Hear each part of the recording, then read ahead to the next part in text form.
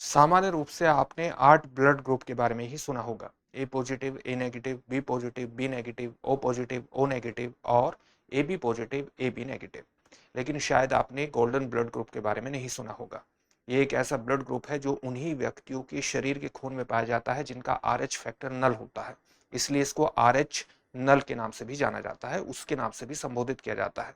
दुनिया भर में लगभग 50 व्यक्ति ही ऐसे हैं जिनका blood group golden blood group के अंतर्गत आता है और साथ ही वैज्ञानिक अनुसंधान के दृष्टिकोण से इस ब्लड ग्रुप को बेहद मूल्यवान माना जाता है। तो एक तो रेयरेस्ट ऑफ रेयर है, वैज्ञानिक अनुसंधान के दृष्टिकोण से बेहद मूल्यवान भी है, इसलिए आरएच नल वाले ब्लड ग्रुप को गोल्डन ब्लड ग्रुप के नाम से जाना जाता है। इसे समझने के लिए आपको खून की सामान्य संरचना को समझना पड़ेगा, ब्लड की सामान्य संरचना को समझना पड़ेगा। जब हम खून की बात करते हैं, ब्लड की बात करते हैं, तो खून का निर्माण सामान्यतः 3 तरह की कोशिकाओं से होता है, 3 तरह की सेल से होता है। कौन कौन सी कोशिकाएं हैं? Red blood cells, white blood cells और प्लेटलेट्स। हमारे शरीर का जो खून है उसका 45% हिस्सा इससे मिलकर के बना होता है और बाकी जो लगभग 55% का हिस्सा है वो प्लाज्मा नामक तरल पदार्थ से मिलकर के बना होता है। जब हम अपने ब्लड ग्रुप की बात करते हैं तो हमारे शरीर में हमारा ब्लड ग्रुप क्या होगा, इस बात को निर्धारित करने वाले 2 कारक हैं, 2 फैक्टर हैं। वे 2 फैक्टर कौन कौन से हैं? एंटीबॉडी और एंटीजन। एंटीबॉडी क्या होता है? एंटीबॉडी होता है हमारे शरीर की जो व्हाइट ब्लड सेल्स हैं उनमें मौजूद प्रोटीन, साथ ही उनमें मौजूद प्रोटीन और साथ ही ये प्लाज्मा में भी होता है एंटीबॉडी। इसके अलावा एंटीजन का मतलब क्या है? एंटीजन है हमारे शरीर की जो रेड ब्लड सेल्स है उनमें मौजूद प्रोटीन है। तो हमारे शरीर का ब्लड ग्रुप क्या होगा, ये निर्भर करता है कि जो हमारा एंटीजन है और जो प्लाज्मा में मौजूद, जो आरबीसीज में मौजूद एंटीजन है और जो प्लाज्मा में मौजूद एंटीबॉडी है उसका संयोजन क्या है, इससे हमारा ब्लड ग्रुप तय होता है। आरएच क्या है? आरएच वस्तुतः हमारे शरीर की जो रेड ब्लड सेल्स हैं, रेड ब्लड सेल्स हैं, उनकी सतह पर मौजूद एक प्रोटीन होता है।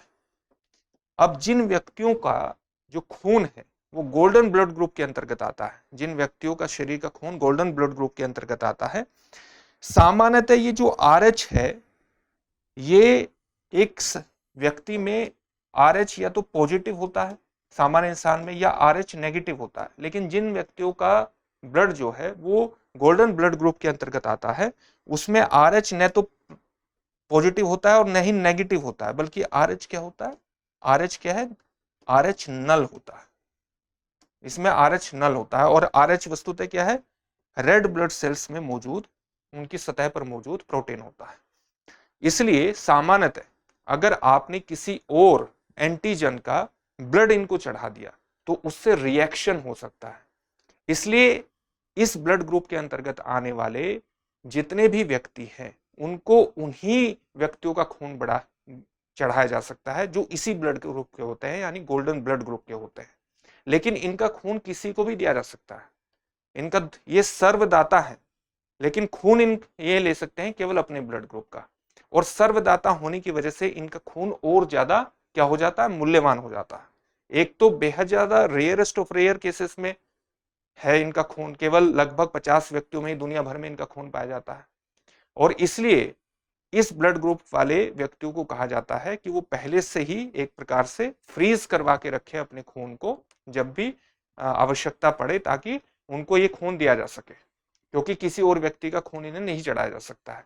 सामान्यतः ये देखा गया है कि इस तरह के व्यक्तियों में एक एनीमिया की स्थिति भी होती है, खून की कमी वाले, एक हीमोग्लोबिन की कमतर स्थिति होती है सामान्यतः। ऐसा बिल्कुल ये नहीं है कि हर केसेस में ऐसा होगा, लेकिन सामान्यतः एनीमिया जैसी स्थितियों को देखा गया है। अच्छा, ऐसा क्यों होता है कि आरएच फैक्टर जो है वो न तो प्लस होता है, न तो पॉजिटिव होता है, न नेगेटिव होता है, नल होता है? ऐसा क्यों होता है? इसका सबसे बड़ा कारण माना गया है कि हमारे शरीर में के जीन में म्यूटेशन के कारण, उत्परिवर्तन के कारण, जब जीन अपने स्वरूप में परिवर्तन करता है, और वो जीन कौन सा है जिसमें उत्परिवर्तन होता है, म्यूटेशन होता है, वो है RH AG।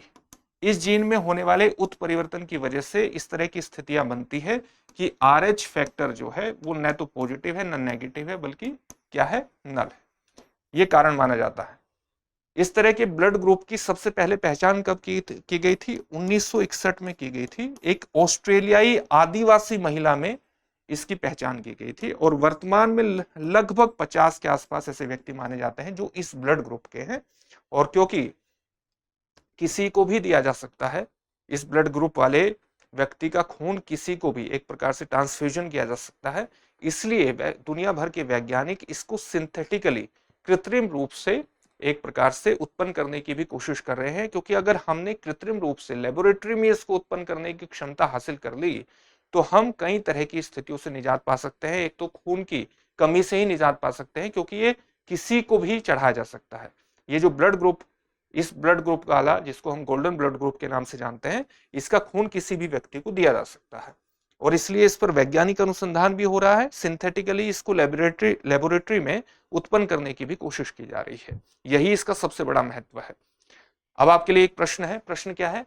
RH नल रक्त समूह वाला व्यक्ति किससे रक्त ले सकता है? आपके सामने ऑप्शंस है, किसी भी RH नेगेटिव व्यक्ति से, केवल O नेगेटिव दाता से, किसी भी रक्त समूह से, या केवल RH नल दाता से। इस प्रश्न का उत्तर कमेंट बॉक्स में कमेंट करके जरूर दीजिए। फिर से एक नए सेशन में आपसे मुलाकात होगी। धन्यवाद।